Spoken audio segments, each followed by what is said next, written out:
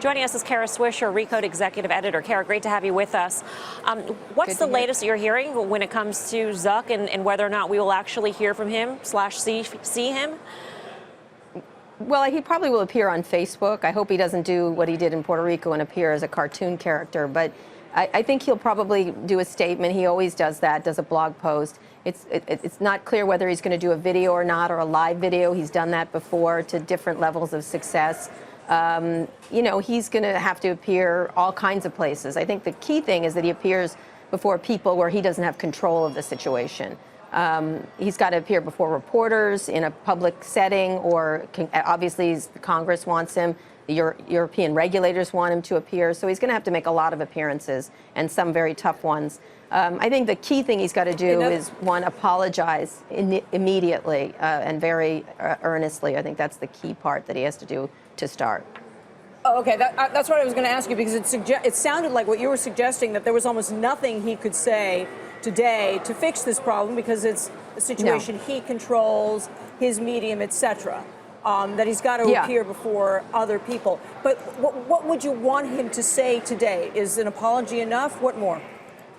No, of course not. You know, they've done this before. He's very well known for posting these long, often rambling essays about various things they're trying to do. If you remember that 6,000-word essay when they had issues before around the Russia issues and the election issues, I think they've got to have a concrete series of steps about exactly what they're doing, if they're investigating other third-party developers, what they've done with Cambridge, what happened with Cambridge. I think they can't do what they did yesterday by saying they're outraged. I'm outraged by their outrage. It's really not about Facebook. It's about their users, what they're doing to protect users, around privacy. They've got to be crystal clear about every single step they're making and transparent.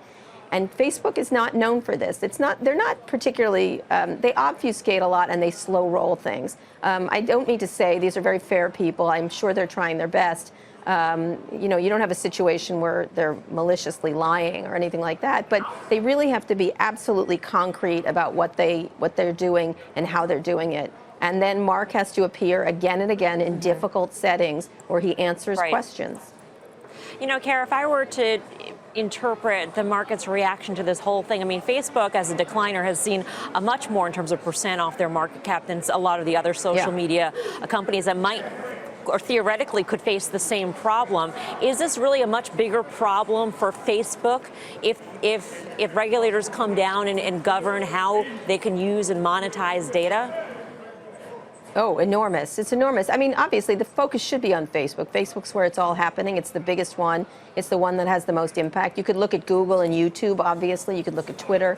But really, Facebook is where all the action is spent and where all the problems. And it's not just this issue with Cambridge Analytica. There were issues around the election, around Russian bots, around fake news, around tech addiction. It's been, you know, it's been one thing after the other with Facebook.